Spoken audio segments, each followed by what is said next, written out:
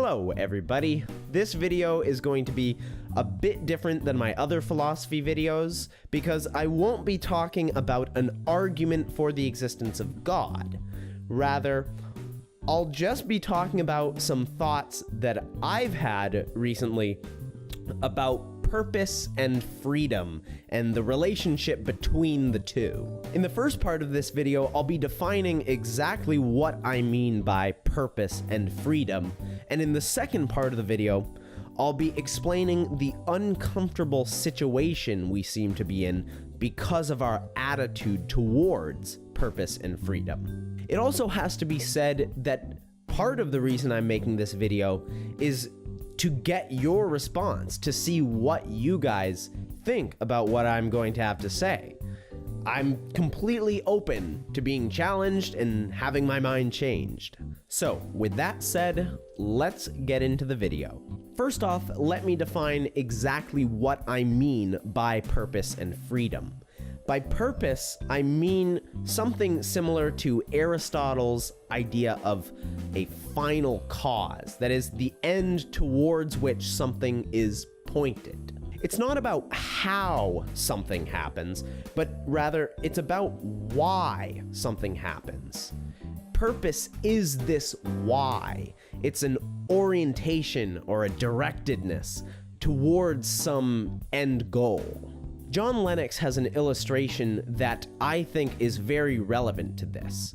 When we ask, why is the water in the kettle boiling? We could answer that by talking about how the convection is started in the water because of the heat, and once it gets to 100 degrees Celsius, then it turns into vapor, and that is why the water in the kettle is boiling. But he also says, we might just as well, in fact, we would probably more often answer the question by simply saying that someone must have wanted a cup of tea or something. This explanation points not to the process through which something comes about, but to the purpose, why something comes about. What was the intention? What was the end goal? This is what I'm referring to when I say purpose. Furthermore, I believe we can distinguish between binding purpose and non-binding purpose. Binding purpose is purpose that you have a moral obligation to fulfill. If you don't fulfill this purpose, you are morally blameworthy. This is the type of purpose held by religious people who believe that God has created the universe and humans for a specific purpose. On the other hand, non-binding purpose is largely amoral. Not immoral, amoral.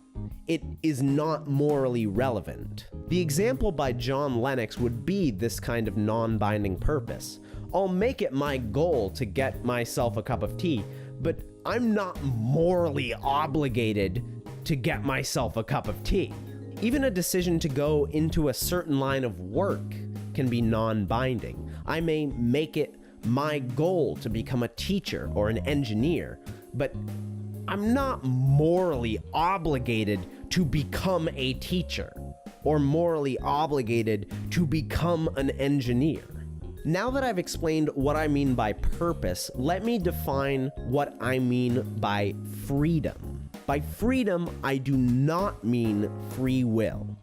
Repeat, I do not mean free will. I'm not talking about some kind of personal power or metaphysical capability to freely act in a number of different ways. By freedom, I'm referring to the concept of having multiple or even unlimited acceptable ways to act in a given situation. That is, I'm free to act how I want to act. I can do this thing or that thing or this other thing or that other thing, and no matter what I choose to do, it's all perfectly fine. One choice is just as acceptable as the other choice. There's no obligation for me to do one thing rather than another thing, so no condemnation or praise comes upon me regardless of what I choose to do.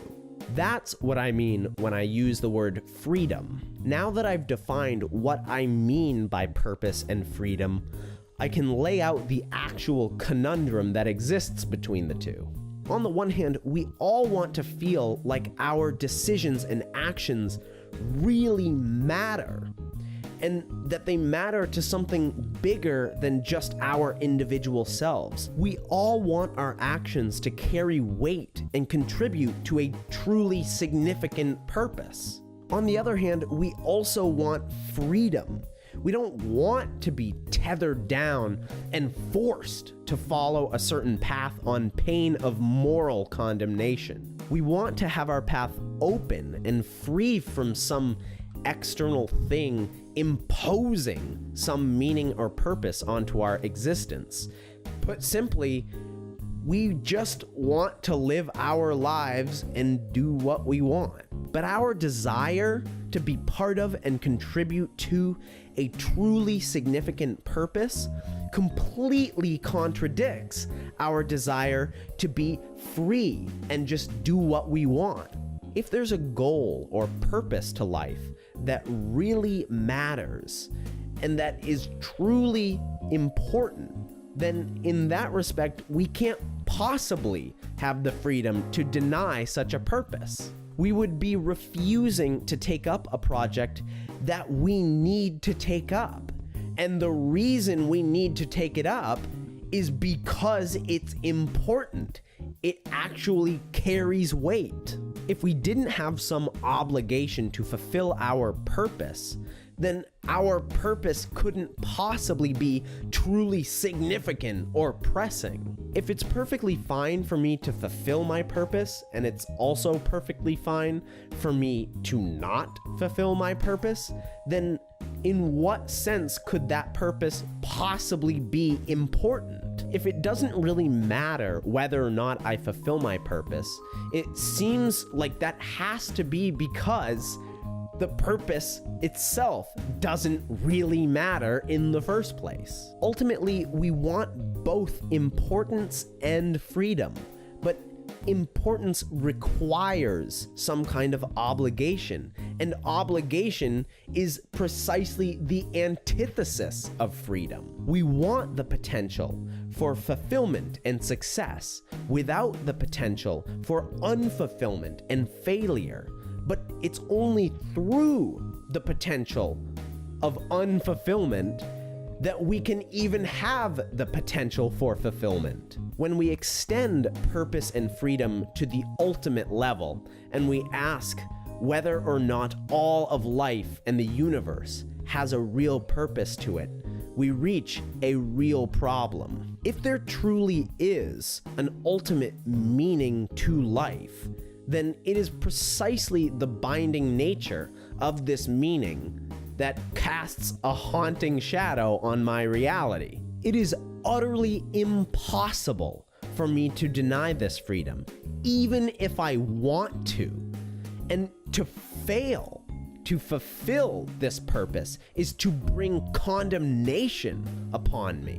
On the other hand, if there is no ultimate purpose, then I have the freedom to center my life around whatever I want to center my life around, because there's nothing I must do. Any goal I wish to set for myself is perfectly acceptable because it's acceptable to me. But because existence has absolutely no ultimate purpose or directedness, any self-created purpose that I make for myself just kind of rings hollow.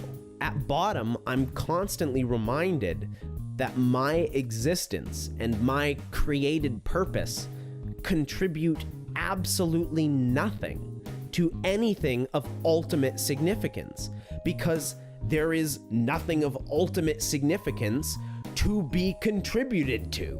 Again, these are just my thoughts. I'm inclined to believe there's some validity to them, but I'm perfectly open to being challenged about really anything I've said in this video. And that is where I'm going to have to end the video. So, thank you very much for watching. If you enjoyed the video, be sure to share it with someone you know, and subscribe to keep up with my newest videos. If you have some thoughts or objections to what I've said, or you just feel like saying something, then without a doubt leave a comment. In my next video, I'll be returning to the Kalam cosmological argument to discuss the topic of infinity, whether something that is actually infinite can actually exist in reality. So, stay tuned for that video, and I'll see you then.